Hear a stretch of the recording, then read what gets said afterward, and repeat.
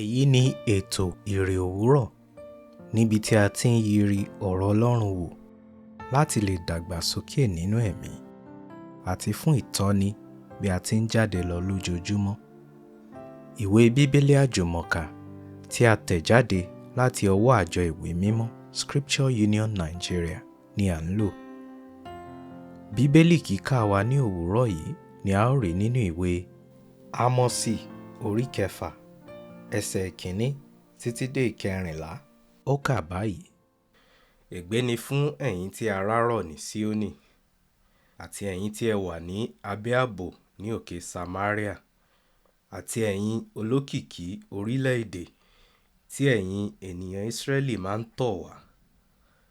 Ẹ lọ Káínè kí ẹ lọ wò ó, kí ẹ sì ti ibẹ̀ lọ sí Hámátì ìlú ńlá náà nì, kí ẹ sì tún sọ̀kalẹ̀ lọ Gáàtì ní ilẹ̀ Filistini. Ǹjẹ́ wọ́n á dára ju ìpínlẹ̀ yín méjèèjì lọ? Ǹjẹ́ a rí ilẹ̀ tó tóbi ju tiyín lọ bí? Ẹ̀yin sún ọjọ́ ibi síwájú, ẹ sì mú ìjọba òǹrorò súnmọ́ tòsí. Ẹ̀yin sùn lé ibùsùn tí a fi eyín erin ṣe, ẹ sì tẹ́ ara yín sílẹ̀ ní orí àwọn ibùsùn. Ẹ̀yin pa èyí tí ó dára nínú àwọn ọ̀dọ́ àgùntàn yín jẹ, ẹ sì ń pa àwọn ọ̀dọ́ màlúù láàrin agbo wọn jẹ. Ẹ̀yin ń lo ohun èlò orin bíi Dáfídì, ẹ sì ń ṣe àwọn àpilẹ̀rọ àwọn ohun èlò orin. Ẹ̀yin mu wáìnì ẹ̀kún ọpọ́n kan àti ìkunra tí ó dára jùlọ. Ṣùgbọ́n ẹ̀yin kò káàánú ilé Jósẹ́fù tí ó di ahoro. Nítorí náà, àwọn ni yóò lọ sí ìgbèkùn pẹ̀lú àwọn tí ó ti kó lọ sí ìgbèkùn. Àsè àwọn tí ń ṣe àṣelékè ni a ó mú kúrò. Olúwa Olódùmarè ti búra fúnra rẹ̀. Olúwa Ọlọ́run àwọn ọmọ ogun sì ti wí pé, mo kórìíra ìgbéraga Jákọ́bù, n kò sì ní inú dídùn sí òde alágbára rẹ̀. Èmi yóò sì fa ìlú náà lé wọn lọ́wọ́ àti ohun gbogbo tí ó wà nínú rẹ̀.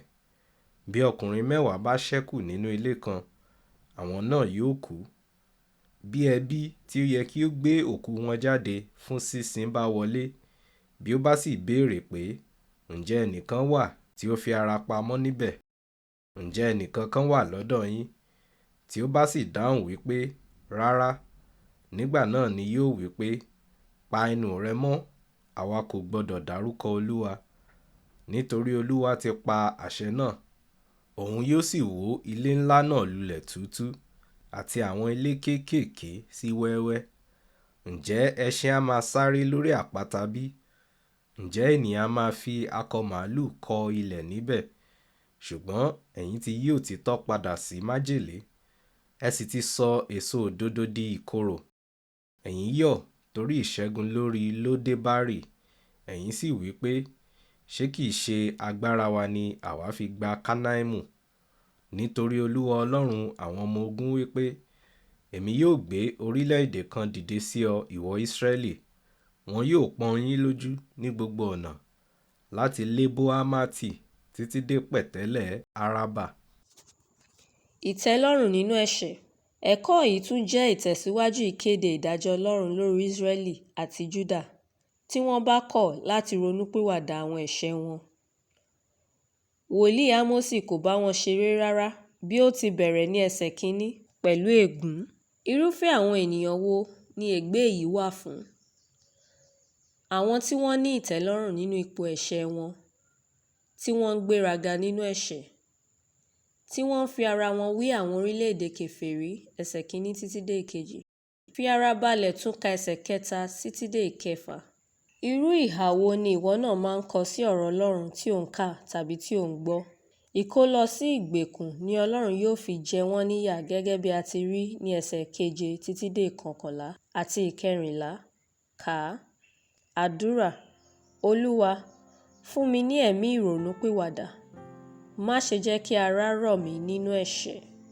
Àmín. Àṣàyàn ẹsẹ̀ fún ọ̀sẹ̀ yìí. Ámósì orí 6 ẹsẹ̀ 1.